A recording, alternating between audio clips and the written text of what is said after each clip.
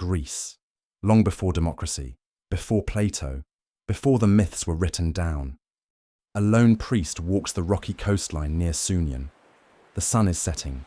The waves crash against the cliffs. When he hears something breathing behind him, he turns, and what he sees should not exist. A silhouette. Human, but wrong. Hair that writhes. A face he cannot understand and shouldn't stare at. He does. In a single, terrifying second, his skin hardens, his muscles freeze, and his scream is trapped inside stone. The Greeks will tell you only one creature can do this. Medusa. But here's the question nobody asks. Who was Medusa before the monster? How did a mortal girl become the most feared creature in ancient mythology? And why were the gods of Olympus so desperate to control, punish, or silence her? To answer that, we need to go back. Long before Perseus raised his sword, before Athena forged her legendary shield, before Medusa's name became a curse whispered by sailors and kings, the truth begins somewhere else entirely, in a place the gods hoped you'd never look.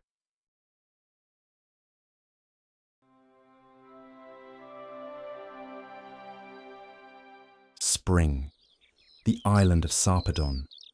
White marble temples shine under the Mediterranean sun. Inside one of them, a young woman kneels before a statue of Athena. Her name is Medusa, not a monster, not a gorgon, just a mortal priestess dedicated to the goddess of wisdom. According to the Roman poet Ovid, a man not known for exaggeration when it comes to beauty, Medusa's hair was a marvel of shining gold. But beauty can be dangerous, especially when the gods are watching. Athena's priestesses were sworn to purity. Chastity wasn't a recommendation, it was a requirement. Breaking it was a direct insult to the goddess herself. And in a world ruled by immortal beings with very mortal flaws, even the innocent could be punished, especially the innocent.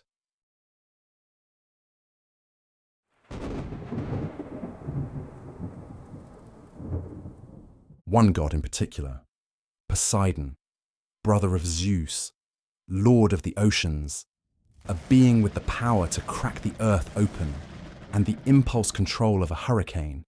He sees Medusa, and the moment he does, her fate is sealed. Ancient texts don't describe a love story. There is no romance, no consent, not even an attempt at subtlety. Ovid writes that what happened next occurred in the temple of Athena against her will. Poseidon violated Medusa inside Athena's sacred temple in the ultimate act of defiance. To us, this sounds like a clear case of god-on-mortal violence. To the ancient Greeks, this was a theological crisis. And when gods face a crisis, someone else pays the price.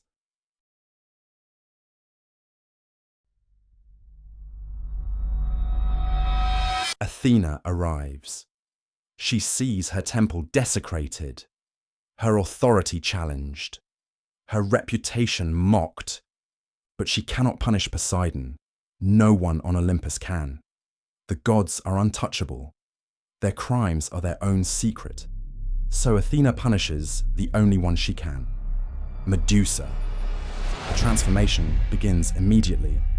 Her golden hair twists violently, turning into serpents that hiss with rage. Her eyes darken, not with evil, but with divine power, a curse forged by a goddess who will not be embarrassed. Her skin grows pale, her face distorts, her humanity slips away. Athena's punishment is clear. Medusa becomes a weapon, a living embodiment of divine wrath, a creature whose gaze turns mortals into stone. Not because Medusa sinned, but because a god did, and someone had to bear the shame.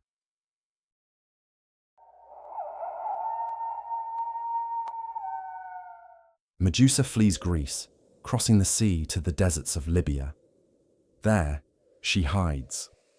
Some myths say she lives with two immortal sisters, Stheno and Euryale, the original Gorgons. Other myths say she lives alone, surrounded by sand, wind, and silence.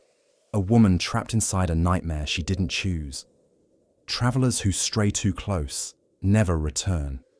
Not because Medusa hunts them, but because fear makes people reckless. Men try to capture her, kill her, take her head as a trophy. They fail. Every time.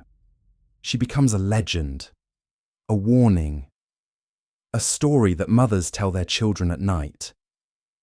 And yet, her story is far from over, because somewhere across the sea, a young man is about to be sent to kill her, not for justice, not for honor, but because a king wants him dead.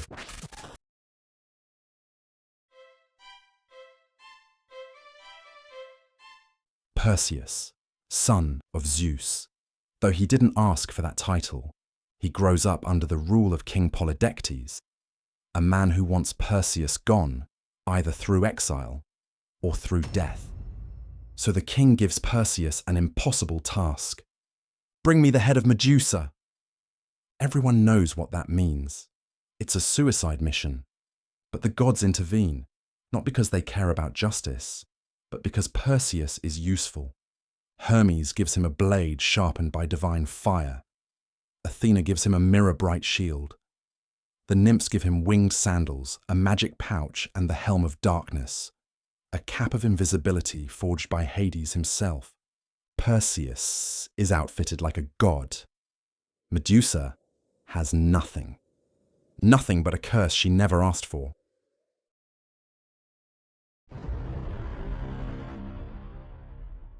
The journey to Medusa's lair is long and treacherous. Perseus crosses oceans, deserts, mountains, following rumors and fragments of prophecy.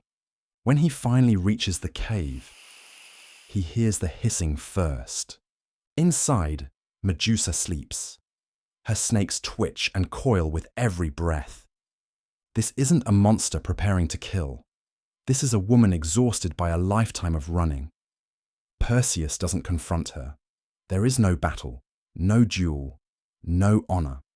He lifts Athena's mirrored shield, avoiding her gaze, steps forward, and strikes. One clean blow. Medusa's head falls, and everything goes silent. Except something moves. From her blood leap two beings into the world. Pegasus, the winged horse, and Chrysaor, the golden warrior. Life erupts from death. Beauty bursts from tragedy. And once again, Medusa becomes a resource for the gods.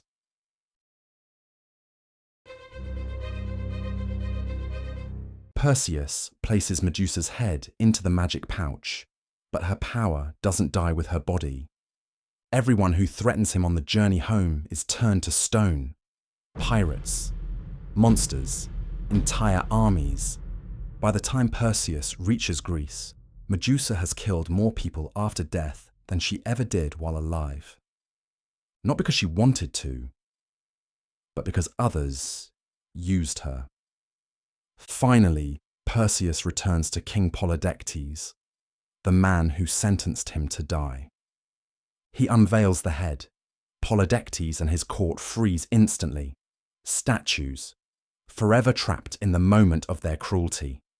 Perseus then gives Medusa's head to Athena, the same goddess who cursed her. Athena mounts the head onto her shield. The Aegis, a divine symbol meant to intimidate mortals and immortals alike. Medusa becomes the ultimate weapon, a shield, a warning, a trophy of a war she never chose to fight.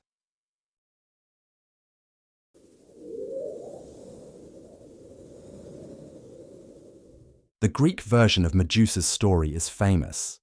But what if the Greeks weren't the first?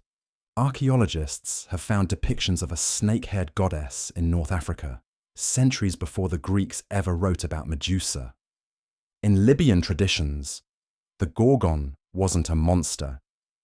She was a protector, a guardian spirit associated with women, childbirth, and protection from evil. Today, Medusa is everywhere. On fashion logos, on movie screens, in paintings, tattoos. She symbolizes rage, victimhood, survival, and the refusal to be silenced. So who was Medusa really? A monster, a victim, a symbol, or all of these at once? The truth is simple. Medusa wasn't born a monster. She was made into one, by gods who never suffered for their crimes. Her legend has survived for over 2,000 years, not because she turned men to stone, but because she forces us to confront what happens when the innocent are punished and the powerful walk away untouched.